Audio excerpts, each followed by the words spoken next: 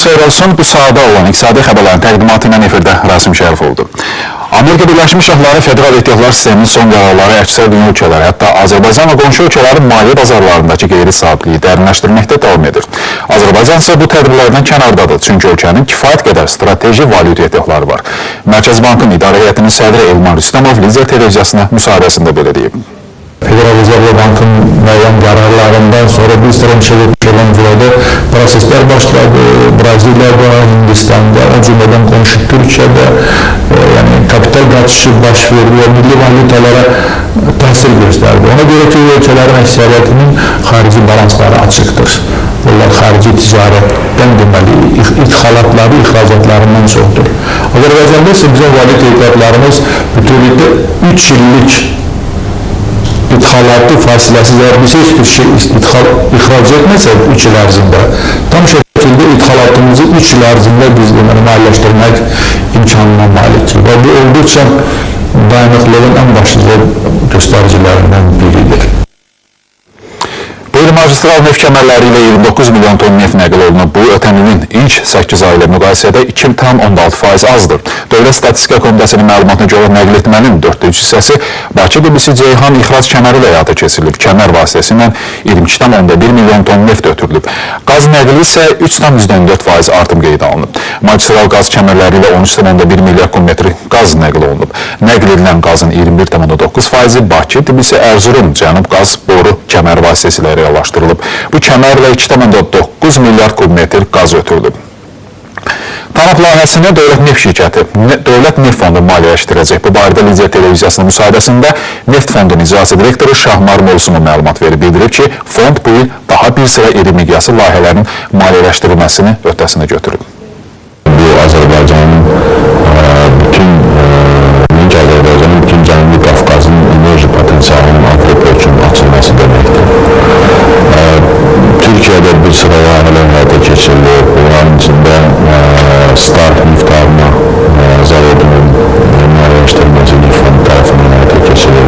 Hal-hazırda biz Bakı Tbilisi Kars dəmirləri layihəsinin maliyyələşdirilməsini davam edirik. Yaxın zamanda, yəni bu ildən başlayaraq biz bir neçə iri miqyaslı və çox mühüm layihələrin maliyyələşdirilməsinə başlayırıq. İndi isə vaxt xarici xəbərlərindir. Amerika qanunvericiləri büdcə kəsirinin tamamilə aradan qaldırması ilə bağlı aparılan işləri yekunlaşdıra bilmirlər. Hökumət isə yaxın gələcəkdə xərcləri kəskin azaltmağı planlaşdırır. Birləşmiş Ştatlar dövlət borcları ilə bağlı vəziyyəti sabitləşdirmək üçün gələn 10 il ərzində 2 trilyon dollara qənaət etməlidir. Bu proqnoz Vaşinqtonda büdcə ilə bağlı müzakirələri daha da gərginləşdirib.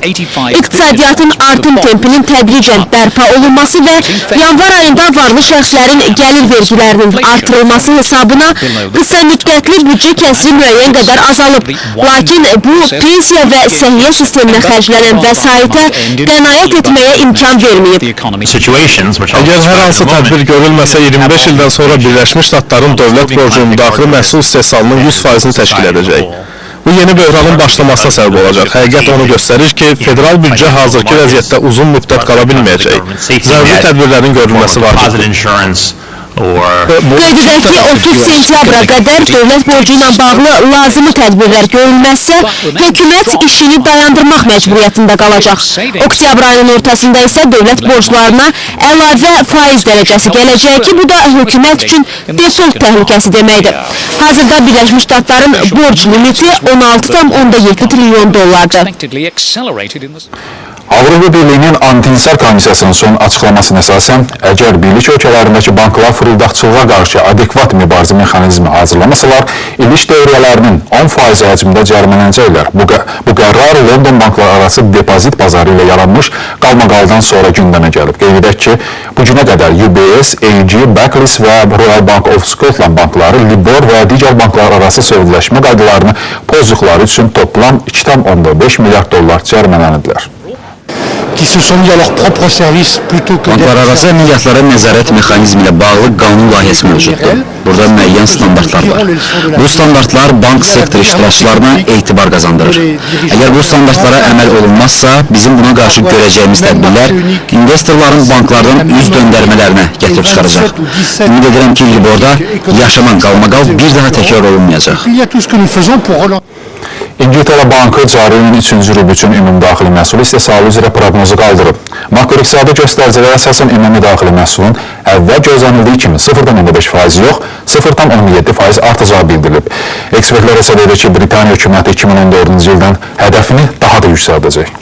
Daxili məhsulun artım tempi proqnozunu yüksəltməkdə məqsəd qiymətli kağızların alınması proqramını sürətləndirməkdir.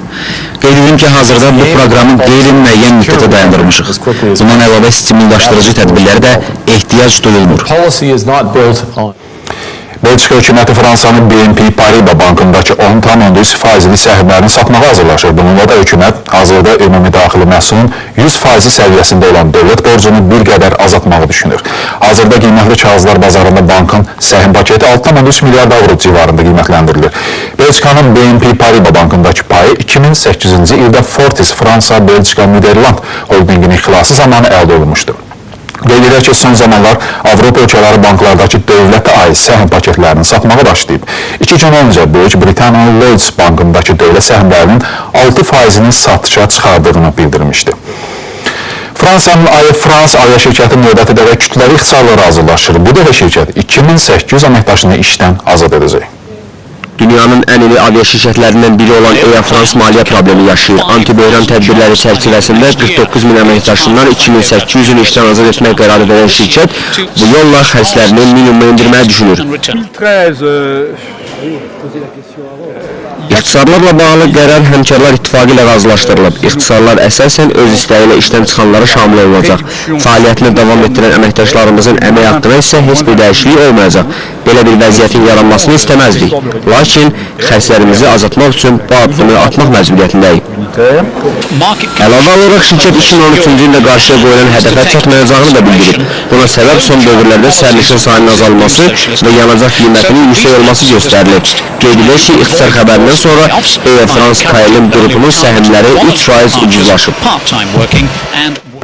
Rusiyada dövlət şirkətləri xalis mənfəətin 35%-ni beynəlxalq maliyyə hesabatı standartları çərçivəsində dividend şəklində ödəyəcək. Bu barədə Rusiya Federasiyası Baş nazirinin birinci müavini Igor Şuvalov bildirib. Bu məsələ ilə bağlı bir sıra fikir ayrılıqları mövcuddur. Hökumətin bununla bağlı qərarı sabahki iclasda açıqlanacaq. Xalis mənfəətin dividend şəklində ödənilməsi ilə qiymətli kağızlar bazarında canlanmaya nail oluna bilər. Bir daha bildirirəm ki, qərarın əleyhidarları çoxdur. Hökumət bunu nəzərə alıb qərarı qəbul etməyə bilər.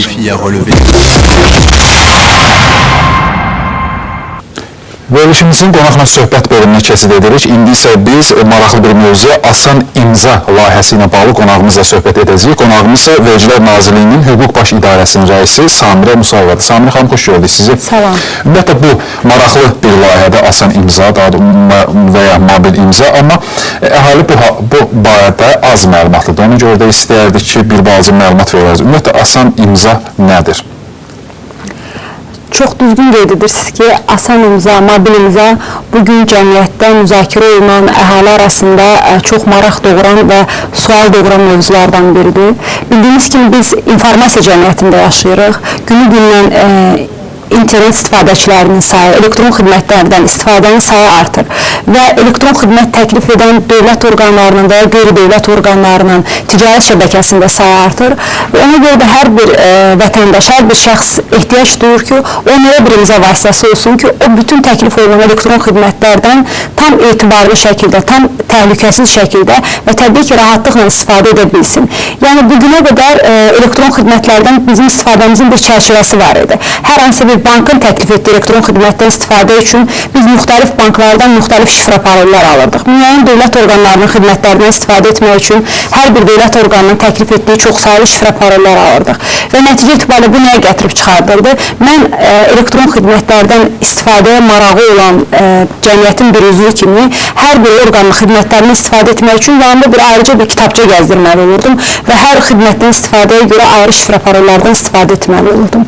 Bu həm rahatlıq baxımından tələblərə uyğun gəlmir, təbii ki, çətinlik yaradır.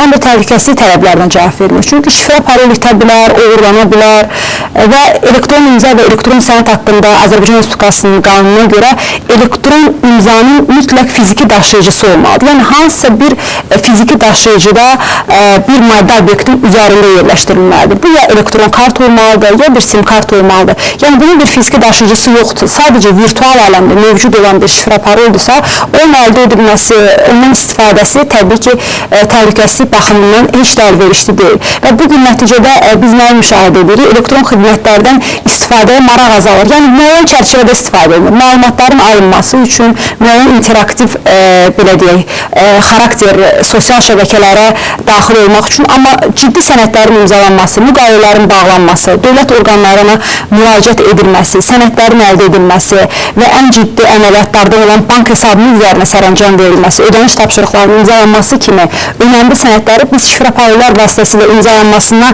biraz ehtiyat etdiyimizdən daha çox hesab edirik ki, biz kağız üzərində daha etibarlı şəkildə imzalayaq, mühür vuraq.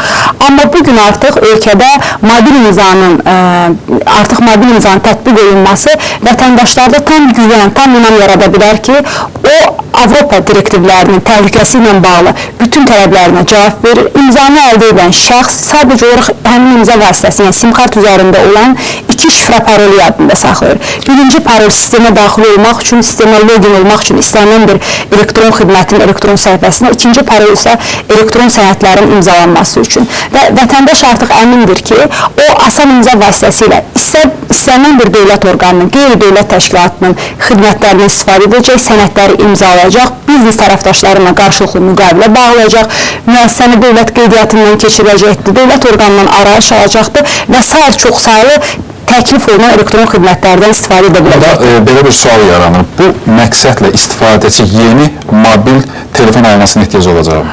Xeyr, istifadəçinin mobil telefon almasına ehtiyac olmayacaq. Burada yeri gəlmişkən qeyd edim ki, bu mobil imzanın istifadəsi həm mobil telefonlarda, istənilən növ mobil telefonlarda, yəni şərt deyil ki, mütləq smartfonlar olsun, bahalı telefonlar olsun. İstənilən növ mobil telefonlarda, müxtəlif planşetlərdə, müxtəlif kompüterlarda, personal kompüterlarda, yəni istənilən növ qurğuda istifadə oluna bilər. Bu da onun üstünlüyünü göstərir. Yəni mən elektron xidməti istəsəm evimdə oturub kompüter qarşısında ala bilərəm, istəsəm yolda nəqliyyat vasitəsində gedərkən telefonumdan istifadə edə bilərəm və yaxud da planşetimdən.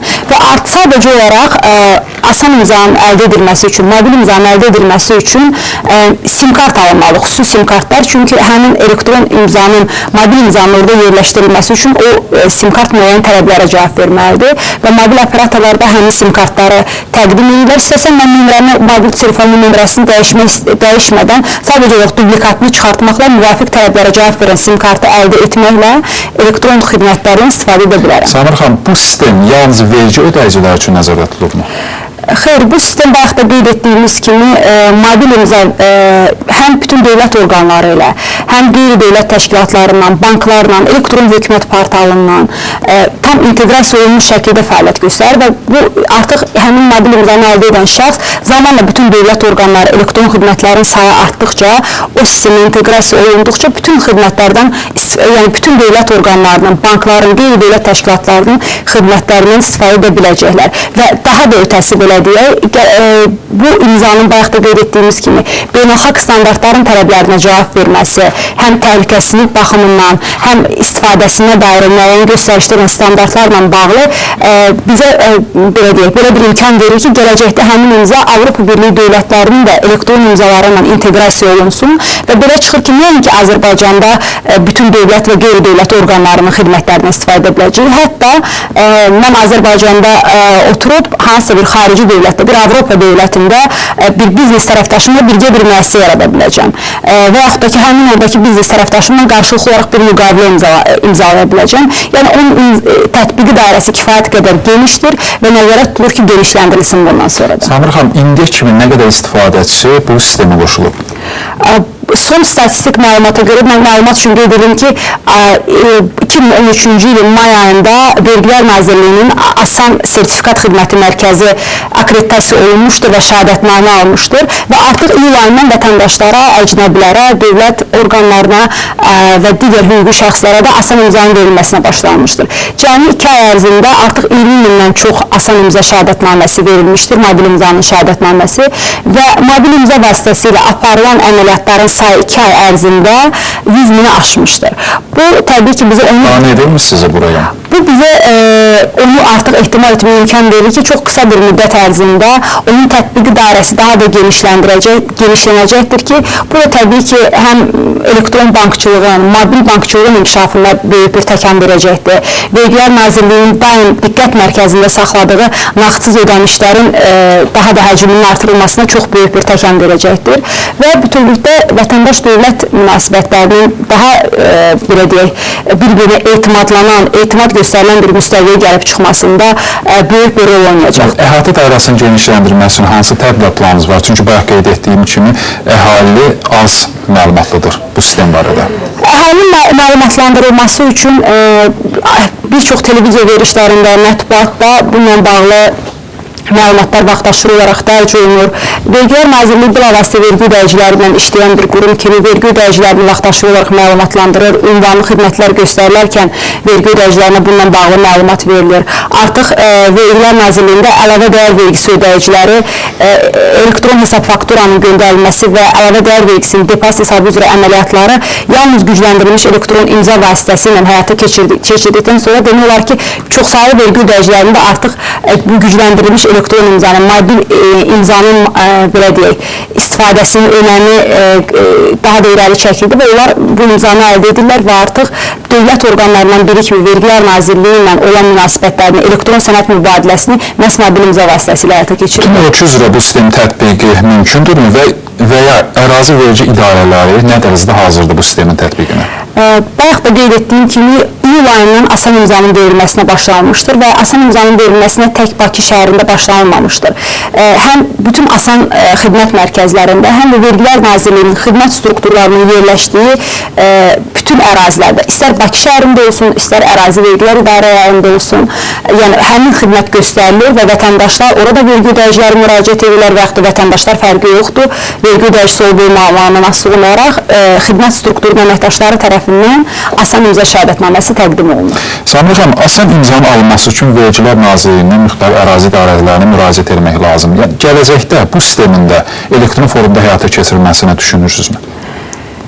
Biz asan imzanın, mobil imzanın tətbiqi zamanı o fikirləri çəkirik ki, vətəndaş o vaxt dövlət orqanına tam təhlükəsiz şəkildə, tam əmin şəkildə müraciət edir ki, o əmin olur ki, onun elektron müraciəti gücləndirilmiş etibarlı bir imza ilə təsdiqlənir. Ona görə də ən azından o imzanın əldə olunması üçün gərək vətəndaş öz imzası ilə müraciət etsin ki, çünki qeyd etdiyimiz kimi həmin asan imzanı əldə edən şəxs artıq həmin imza şəxsin əl imzasını imzaladığı və mühürlə təsdiq etdiyi belə deyək, bir imzaya bir sənədə bərabər tutulur. Bu baxımdan onun hansısa bir dövlət orqanının saytına daxil olub elektron formada bir şifrə parolla müraciət edilməsi biraz təhlükəsizlik tələblərinə bugün cavab verilir. Təbii ki, şəxs elektron qayda müraciət edib həmin asan imzanın alınmasıyla bağlı məlumat ala bilər, hansı operatora müraciət eləməsi, məbləğ haqqında məlumat ala bilər, şəhadətnamənin müraciət edibsə hər hansı çatışmazlıq varsa o cavab haqqında sadəcə olaraq müqavilənin imzalanması,